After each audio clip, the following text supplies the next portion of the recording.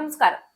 വെനസ്വേലയിൽ നടത്തിയ സൈനിക അധിനിവേശനത്തിന് പിന്നാലെ ഇന്ത്യ അടക്കം 6 രാജ്യങ്ങൾക്കു നേരെ ഭീഷണിയുമായി അമേരിക്കൻ പ്രസിഡന്റ് ഡൊണാൾഡ് ട്രംപ് വീണ്ടും രംഗത്ത് വന്നിരിക്കുകയാണ്. മെക്സിക്കോ, ക്യൂബ, കൊളംബിയ തുടങ്ങിയ രാജ്യങ്ങൾക്ക് നേരെ ലഹരിക്കടത്തുമായി ബന്ധപ്പെട്ടാണ് ഭീഷണിയെങ്കിൽ ഇന്ത്യയോടുള്ള വെല്ലുവിളി റഷ്യൻ എണ്ണയെ ചൊല്ലിയാണ്.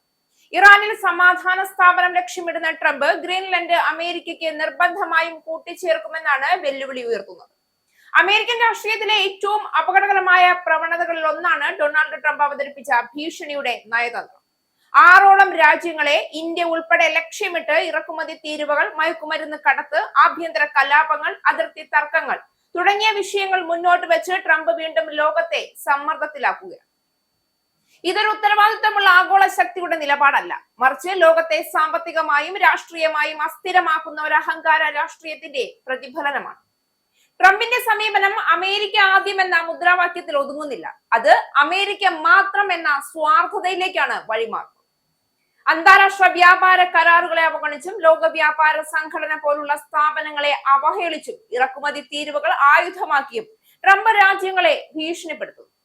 ഇന്ത്യയെ പോലുള്ള ഉയർന്നു വരുന്ന ശക്തികളെ പോലും തുല്യനിലയിൽ കാണാൻ ട്രംപ് തയ്യാറല്ല.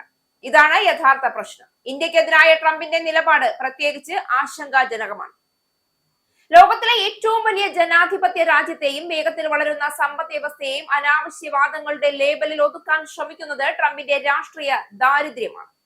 ഇന്ത്യയുടെ ഇറക്കുമതി നയങ്ങൾ രാജ്യത്തിന്റെ ആഭ്യന്തര വ്യവസായത്തെയും കർഷകരെയും സംരക്ഷിക്കുന്നതിനുള്ളതാണ്. അത് ഏതൊരു സ്വതന്ത്ര രാജ്യത്തിനുമുള്ള അവകാശവുമാണ്. എന്നാൽ ട്രംപ് അത് അംഗീകരിക്കുന്നില്ല. കാരണം ട്രംപിന് വേണ്ടത് സഹകരണമല്ല, കീഴടക്കലാണ്. റഷ്യയിൽ നിന്ന് ഇന്ത്യ എണ്ണ വാങ്ങുന്നതിനെതിരെയാണ് ട്രംപ് ആഞ്ഞടിച്ചിരിക്കുന്നത്. റഷ്യൻ എണ്ണ ഇറക്കുമതി ചെയ്യുന്നത് ഇന്ത്യ തുടരുകയാണെങ്കിൽ ഇന്ത്യയിൽ നിന്നുള്ള ഉൽപ്പന്നങ്ങൾക്ക് അമേരിക്കയിൽ വൻതോതിൽ ഇറക്കുമതി തീരുവ ചുമത്തുമെന്നാണ് ട്രംപിന്റെ ഒടുവിലെ ഭീഷണി. വെനസ്വേലയ്ക്ക് പിന്നാലെ ക്യൂബയ്ക്കും മയക്കുമരുന്ന് കടത്ത ആരോപണത്തിലാണ് ട്രംപ് മറുപടി നൽകിയത്. വെനസ്വേലയിൽ നിന്നുള്ള എണ്ണപ്പണത്തെ ആശ്രയിച്ചാണ് ക്യൂബ നിലനിൽക്കുന്നതെന്നും ആ സഹായം നിന്നതോടെ ക്യൂബ തകരുമെന്നും ട്രംപ് പരിഹസിച്ചു. അമേരിക്ക പ്രത്യേകിച്ച് ഒന്നും ചെയ്തില്ലെങ്കിൽ പോലും ക്യൂബ ഉടൻ നാമാവശേഷമാകുമെന്നും അദ്ദേഹം കൂട്ടിച്ചേർത്തു. മയക്കുമരുന്ന് മാഫിയയെ അടിച്ചമർത്താൻ മെക്സിക്കൻ സർക്കാർ തയ്യാറാകണമെന്നും ട്രംപ് ആവശ്യപ്പെട്ടിട്ടുണ്ട്.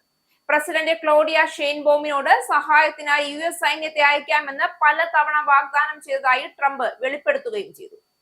മെക്സിക്കോയ്ക്ക് സ്വയം പ്രശ്നം പരിഹരിക്കാനായില്ല എങ്കിൽ അമേരിക്കൻ സൈന്യം രംഗത്തിറങ്ങുമെന്ന സൂചനയും ഇതിലുണ്ട്. കൊളംബിയൻ പ്രസിഡന്റ് ഗുസ്താവോ പെട്രോയെ സമനില തെറ്റിയവൻ എന്നാണ് ട്രംപ് വിശേഷിപ്പിച്ചിരിക്കുന്നത്. കൊക്കൈൻ നിർമ്മിച്ച് അമേരിക്കയിലേക്ക് കടത്തുകയാണ് ഇയാളുടെ ജോലിയെന്നും ട്രംപ് ആരോപിക്കുന്നു. കൊളംബിയ ആക്രമിക്കുമോ എന്ന ചോദ്യത്തിന് അതൊരു നല്ല കാര്യമായിരിക്കുമെന്നായിരുന്നു ട്രംപിന്റെ പ്രതികരണം. ഇറാനിലെ ആഭ്യന്തര പ്രക്ഷോഭങ്ങളെ US നിരീക്ഷിച്ചു വരികയാണെന്നാണ് ട്രംപ് പറയുന്നത്. സമാധാനപരമായി പ്രതിഷേധിക്കുന്ന ജനങ്ങളെ വെടിവെച്ച് കൊല്ലാനാണ് ഇറാൻ ഭരണകൂടത്തിന്റെ നീക്കമെങ്കിൽ അമേരിക്കയിൽ നിന്ന് കടുത്ത ശിക്ഷാ നടപടികൾ നേരിടേണ്ടി വരുമെന്ന് ട്രംപ് മുന്നറിയിപ്പ് നൽകി കഴിഞ്ഞു. സമാധാനം സ്ഥാപിക്കാൻ അമേരിക്ക നേരിട്ടിറങ്ങുമെന്നാണ് ട്രംപിന്റെ വാക്കുകൾ. ഡെൻമാർക്കിന്റെ അധീനതയിലുള്ള ഗ്രീൻലൻഡിനെ അമേരിക്കയ്ക്ക് വേണമെന്ന മുൻപത്തെ ആവശ്യം ട്രംപ് വീണ്ടും ആവർത്തിക്കുകയും ചെയ്യുന്നു. ഗ്രീൻലൻഡിൽ റഷ്യൻ ചൈനീസ് കപ്പലുകൾ ചുറ്റിത്തിരിയുന്നത് അമേരിക്കയുടെ സുരക്ഷയ്ക്ക് ഭീഷണിയാണെന്നും അതിനാൽ ഗ്രീൻലൻഡ് തങ്ങൾക്ക് വേണമെന്നുമാണ് ട്രംപിന്റെ വാദം. എന്നാൽ ട്രംപിന്റെ ആവശ്യം അസംബന്ധമാണെന്നും രാജ്യ വിൽപ്പനയ്ക്ക് വച്ചിട്ടില്ല എന്നും ഡെൻമാർക്ക് പ്രധാനമന്ത്രി ശക്തമായി പ്രതികരിച്ചു കഴിഞ്ഞു. ഗ്രീൻലൻഡിന്റെ കാര്യത്തിൽ പൂർണ്ണമായ അധികാരം ഡെൻമാർക്കിനാണ് എന്ന് UK പ്രധാനമന്ത്രി കീർ സ്റ്റാർമറും പ്രതികരിച്ചു. ഇവിടെയാണ് പ്രധാനമന്ത്രി നരേന്ദ്രമോദിയുടെ നേതൃത്വത്തിന്റെ പ്രസക്തി തെളിയുന്നത്. ട്രംപിന്റെ ഭീഷണികൾക്ക് മുന്നിൽ ഇന്ത്യ മുട്ടുമടക്കിയില്ല. ആത്മവിശ്വാസത്തോടെയും നയതന്ത്ര പക്വതയോടെയും ഇന്ത്യ സ്വന്തം താൽപര്യങ്ങൾ സംരക്ഷിച്ചു. Make in India, Atmanirbhar Bharat പോലുള്ള പദ്ധതികളിലൂടെ ഇന്ത്യ സ്വയം പര്യാപ്തതയുടെ പാതയിലേക്ക് നീങ്ങുമ്പോൾ ട്രംപിന്റെ തീരുവ ഭീഷണികൾക്ക് പ്രസക്തി കുറയുകയാണ്. വെനസ്വേല, ഇറാൻ, മെക്സിക്കോ പോലുള്ള രാജ്യങ്ങളെ മയക്കുമരുന്ന് കടത്തും ആഭ്യന്തര അസ്ഥിരതയും ചൂണ്ടിക്കാട്ടി ട്രംപ് ആക്രമിക്കുന്നത് ഇരട്ടത്താപ്പിന്റെ രാഷ്ട്രീയം മാത്രമാണ്. അമേരിക്കയിലെ മയക്കുമരുന്ന് പ്രശ്നങ്ങൾക്കും സാമൂഹിക ആക്രമണങ്ങൾക്കും ഉത്തരവാദി പുറം ലോകമാണെന്ന നാടകം കളിക്കുന്നത് സ്വന്തം പരാജയങ്ങൾ മറയ്ക്കാനുള്ള ശ്രമമാണ് എന്ന് മാത്രമേ വിലയിരുത്താൻ കഴിയൂ. സ്വന്തം രാജ്യത്തെ വംശീയ കലാപങ്ങളും ഹിംസയും നിയന്ത്രിക്കാൻ കഴിയാത്ത ഭരണകൂടം മറ്റുള്ളവരെ ഉപദേശിക്കുന്നത് പരിഹാസ്യമാണ്. ട്രംപിന്റെ അതിർത്തി അവകാശവാദങ്ങളും രാഷ്ട്രീയ സമ്മർദ്ദങ്ങളും ലോക സമാധാനത്തിന് തന്നെ ഭീഷണിയാണ്.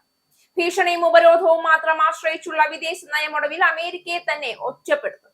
ഇന്ന് ലോകം ബഹുകേന്ദ്ര സംവിധാനത്തിലേക്ക് നീങ്ങുകയാണ്. India, China, Europe, global south എല്ലാവരും ചേർന്ന് പുതിയ ലോകക്രമം രൂപപ്പെടുത്തുന്ന കാലമാണ്. ട്രംപ് ഈ യാഥാർത്ഥ്യം അംഗീകരിക്കാൻ തയ്യാറല്ല. മോദിയുടെ ഇന്ത്യ ഈ പുതിയ ലോകക്രമത്തിൽ ആത്മവിശ്വാസത്തോടെ മുന്നേറുകയാണ്.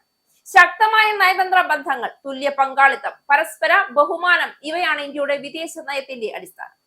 ഇന്ത്യ ആരുടെയും ഭീഷണിക്ക് വഴങ്ങുന്ന രാജ്യമല്ല എന്നും സഹകരണം ആഗ്രഹിക്കുന്നവർക്കൊപ്പം ഇന്ത്യ എന്നും ഉണ്ടാകുമെന്നും മോദി സർക്കാർ ലോകത്തിന് വ്യക്തമായ സന്ദേശം നൽകിക്കഴിഞ്ഞു.